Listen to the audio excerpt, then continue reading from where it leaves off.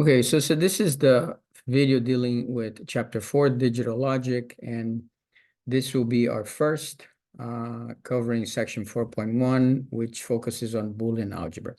Now you can read it in more details, the PDF file that I have on Blackboard, and here I'm just going to cover the basic information that you need. So the idea of Boolean algebra is pretty much similar to, for our purposes, regular algebra. With one exception, that the only inputs that you are allowed are 0 and 1. So this is, in essence, binary algebra. All right. So internally, if this was more of an engineering type of course, we would say that the 0 is represented by a low voltage, where the 1 would be represented as a high voltage, but it doesn't have to be that way. So they could be inverted. Of a more logical aspect, we could say that 0 would be a false and true would be a 1. So just like in regular algebra, we have operations that we can use. The three main ones, and these are the only ones, you see more in the next section, but the three main ones that we need are and, or, and not. So these work pretty much the same way as we have them in English or any other natural language. We can represent it, with different symbols, but I am going to show you how we're going to represent them in a minute. Okay, the most traditional way. So let's take a look at how and, or, and not work. So these are functions that operate on 0 and 1. The first one is the not. So here's the not, right? So imagine you have a variable x. The two possible values x can take are 0 and 1. The not x, this is one way to represent. Another way would be a bar on top of the variable. So the not x would be just the negation of whatever the original value of x was. So if x was 0, not x is 1. If x is 1, not x is 0. So it just flips. So the not here, in essence, kind of acts like a -1, if you will. You multiply by a -1. But we're going to think about in terms of negation. The end function. So for the end function and the or function, I need two operands because these are binary operands, and this is a unary operand. It just needs one. So two variables, x and y, their values could be 0, 0, 0, 1, 1, 0, or 1, 1. So these are the four possible combinations that we can have when we have two variables. The symbol for and is a dot in the middle, pretty much like multiplication in regular algebra. Okay, so the and works pretty much like the and in a natural language. When both are zeros, the answer is 0. So if x is 0 and y is 0, x and y is 0. When one is 0 and the other one, the answer is also 0. 1 and 0 is also 0. And only when both are 1 or true, the answer is true. So here, for the and and for the or, it really helps to think in terms of true and false, because the answer is only true when both are true. For the or case, again, it's binary, so we have the same setup. 0 for x, 0 for y, 0 for x, 1 for y, 1 for x, 0 for y, 1 for x, 1 for y. But for the or, the answer is true or 1 as long as one of the two is 1 or true. So the only case where the or is 0 is if x is 0, y is 0. So that's x or y would be 0. But any of the other three cases, as you can see here, when either one of x or y is a 1, the x or y, the final answer would be 1.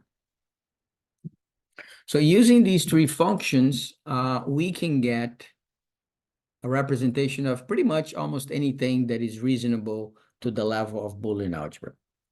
Okay, obviously we can't get logarithmic functions or cubics, but we can get, composition of functions dealing with, addition, multiplication, even subtraction, because we could apply the minus.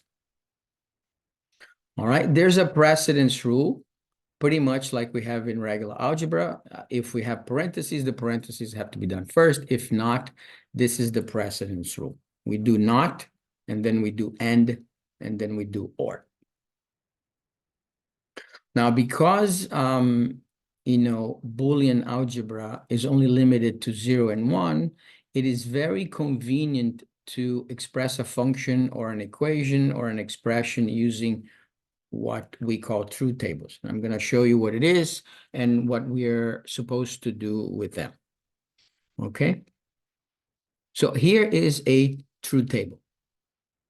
A truth table is nothing more than a list of all of the possible inputs of the function or expression and its respective output.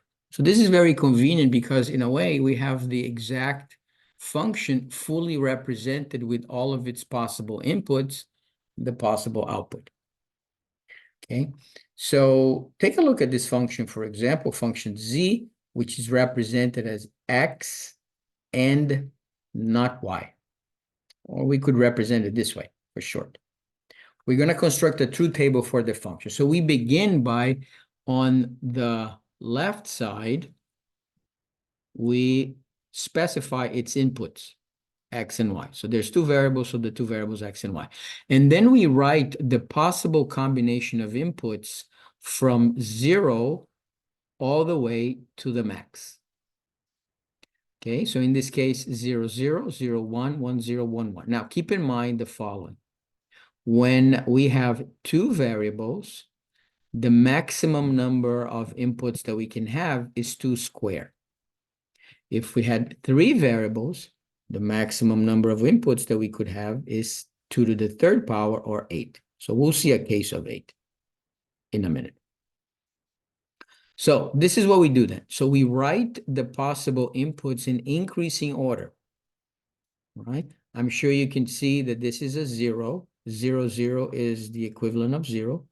0, 1 is the equivalent of 1. 1, 0 is the binary 2. And 1, 1 is the binary 3. So we write the truth table from lowest to highest with the possible values that are being used on the left side. And then we take a look at the function and we are going to construct it piece by piece until we have this final answer as my last column on the truth table. Well, I already have a column for x. I only need a column for not y. So that is the not function being applied to the variable y. So I'm going to create a column and I'm going to label it not y. And then I'm going to look at the column of y and I'm going to apply the not function. So I'm looking at the y at this location. It is 0. If I apply the not, I get 1. Here, the y is 1. If I apply the not, I get 0. Y0, I applied the not, I get 1. Y1, I applied the not, I get 0. So this becomes the column for not y. And now I need a whole column for the entire function, which is x not y. So I create another column. I label it x not y. I have the not y and I have the x columns. So I am going to be looking at these two values, the values row by row on x and the not y column, and I am going to apply the end function on both of them, knowing, of course, the definition of end up here. So x, which is 0, and 1 is a 0. So remember, X and Y is only 1 when both are 1. So 0 and 0 is a 0. 1 and 1 is a 1. And 1 and 0 is a 0. Okay? So usually, and for our case, this is going to be the situation that the last column of the truth table is going to be the actual value of the function definition with its possible values of ones and zeros. So in this case, the last column is our truth table, which is 0, 0, 1, 0. This represents all of the possible different combinations of inputs. And here on this column, its respective output. So this is what I was telling you before. So for a function of two variables, we're going to have 2 to the 2 outputs. For a function that has 3 inputs, we're going to have 2 to the n outputs, or 2 to the 3, for example, which is 8 outputs, and so on and so forth. Okay? So a truth table becomes a very, very useful thing to do. We're going to do a couple of examples. This is one. I have a more complicated function that has 3 variables, which means I have 3 inputs, which means I'm going to have 3 outputs. And let's take a look how we're going to do this. It's right here. So I copy it here so that we can do it step by step. So first, take a look at the function. I cannot jump to the last column. I have to build this thing slowly until I get to the last. So the very first thing I'm going to do, I realize I have 3 variables, X, Y, and S, and I am going to write them on my left side. Because I have 3 variables, I have 3 inputs, I'm going to have 8 outputs, and here they are. You're going to write them from smallest value to the largest. 0, 0, 0, 0, 0, 1, 0, 1, 0, 0, 1, 1, 1, 0, 0, which is 4, 1, 0, 1, which is 5, 1, 1, 0, which is 6, 1, 1, 1, which is 7. So I have the 8 values right here, which I always write on the left. Then I am going to start building a function column by column. It doesn't really matter which order you do it. I'm going to need a column for Y and S. So here it is. I'm going to need a column for S. I'm sorry, not S, which is here. And then I'm going to need a column for X and not S, which is here. And then I'm going to need a column. So remember, the multiplication means and addition means or. And then I'm going to need a final column for the entire function, with the or. So here it is, the entire function with the or, right? Y and S, or X and not S. Before I get to this column, I need to fill out the values of the first 3. So this is how we do it. This column is not S. So I am going to look at the S column and I'm going to apply the not function. So 0 or not 0 becomes a 1. Not 1 becomes a 0. Not 0 becomes a 1. And so on and so forth. So I think you get the idea. All right. So this is done. Now I need the table for the column Y and S. I have a Y, I have an S. All I have to do is apply the n function on both of these values. So you remember that the n function is only true or only 1 when both of the inputs are 1. Okay, so I'm going to look at these two, and I'm going to say 0 and 0, 0. Second row, 0 and 1, 0. Third, 1 and 0, 0. Now, in this case, 1 and 1, 1. 0 and 0, 0. 0 and 1, 0. 1 and 0, 0. 1 and 1, 1. So you have the value for the second column that we used. Okay. Now I need a value, the table for X not S. I have X here. I have not S here, and they're both variables being ended. So it's X and not S. So I'm going to look at the X. I'm going to look at the not X. I'm sorry, not S. And I'm going to apply the end function on both. So 0 and 1, 0. Second row, 0 and 0, 0. 0 and 1, 0. 0 and 0, 0.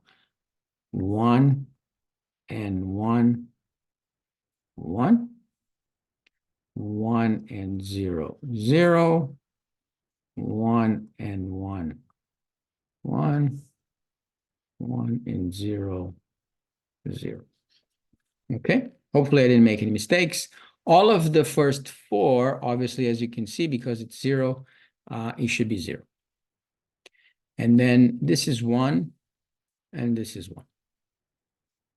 Okay, so this is 1, and this is 1. Now, I have a value for that column. Let me just clear this a little bit. And all I need now is a value for the last. So I have this piece right here, and I have this piece right here.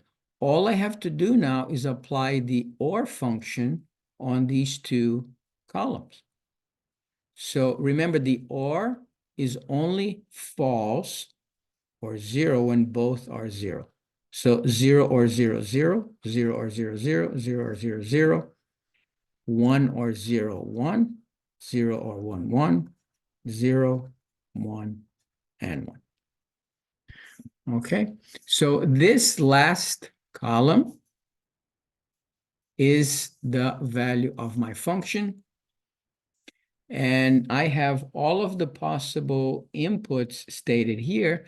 So these are all of the possible outputs for their respective different combinations of input. So this is what we call a truth table. It's very informative because we can immediately know what the output will be if we know their respective inputs. So it's very, very useful, and we use it all the time. So let's do another example. I think I have an example here.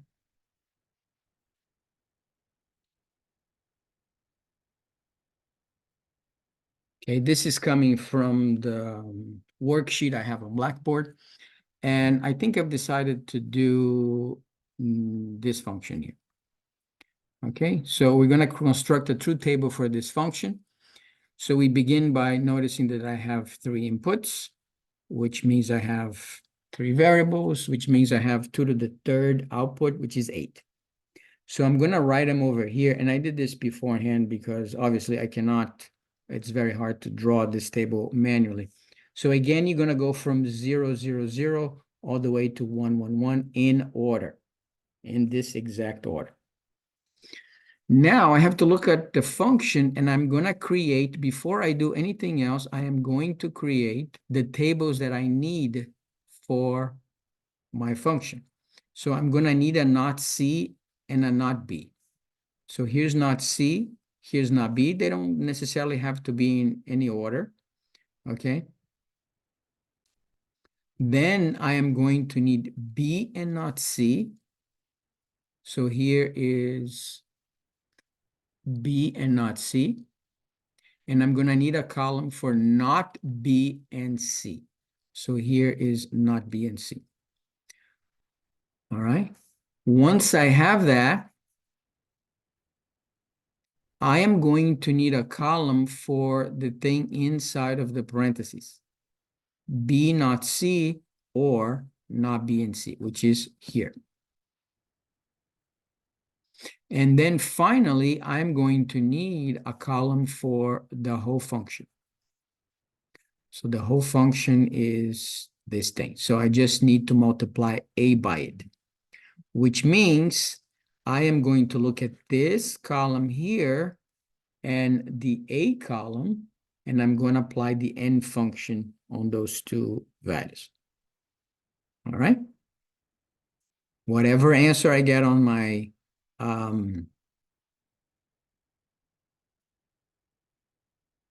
last column, this is my truth table. All right, so let's begin. So I think you already know how to do this. For the not C column, I am going to look at the C, and I am going to apply the not function, right? So 0 is 1, 1 is 0. So not 0, 1, not 1, 0. And here we go. Okay, so this is not C. Now I am going to look at, I have to produce this now, B not C. So I have to look at B and not C, and I have to apply there's a multiplication symbol, so this is and, B and not C. So multiplication is always and. So look at B and not C, and remember, the and function is only 1 or true when both are 1s. So the first two B's are 0, so this is going to be 0. Now B, which is 1 and 1, that's a 1.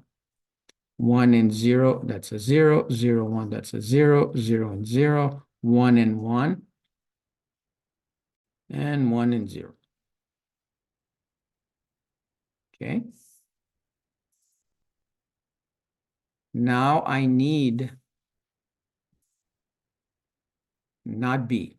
So I'm going to look at B, and I'm going to apply the not function. So the first two are zeros, which means not B is 1. And then the next two are 1s, which means they're 0. The next two are zeros, which means they're 1s, and the last two are 1s, which means they're 0. Okay, so not B. Now, for the next one, I will need to get not B and C. So I'm going to look at not B. I'm going to look at the C columns, and I am going to apply again the AND function. Okay? So 0, the first row, 0 and 1 is 0.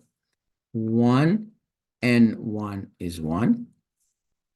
0 and 0 is 0. 1 and 0 is 0.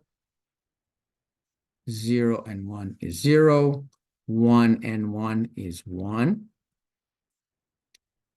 0 and 0 is 0. 1 and 0 is 0. All right, so we got a value for that.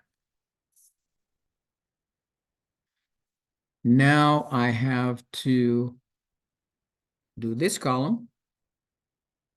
Now, in order to do this column, I must already have a value for this and this, which I do. So here is B not C, and here is not B and C. And I am going to apply here the OR function. So I'm going to look at these two columns that I have an arrow on, and I'm going to apply the OR. So if you remember, the OR is only 0 when both are 0. Okay, so 0 or 0 is 0. 0 or 1 is 1. 1 or 0 is 1. 0 or 0. 0 or 0. 0 or 1. 1 or 0. 0 or 0. Okay, so I got a value for that one. Now, the very last thing I need to do is get the value of my entire function, which is this column, the expression inside the parentheses, multiply by A or and A, right? There's an invisible multiplication sign. So I'm going to look at this column, and I am going to look at the A column, and I'm going to apply the AND function.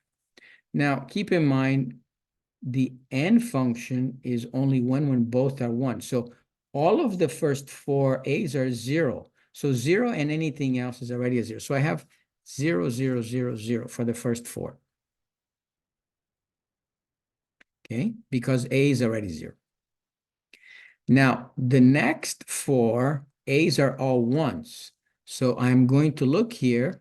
So the fifth column is 1 and 0. The next one is 1 and 1.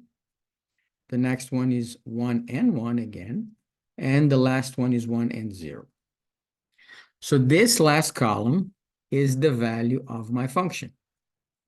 So given all of the 8 possible different inputs, the output of this function or its truth table is identified by 0, 0, 0, 0, 0, 1, 1, 0.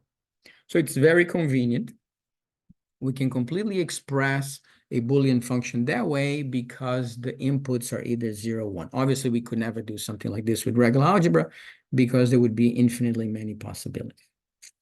Okay, so this is the first topic we have dealing with digital logic, which is the explanation of the concept of Boolean algebra, which uses these three main functions. And the main thing that we are going to do here is be able to construct a truth table as you've seen right now.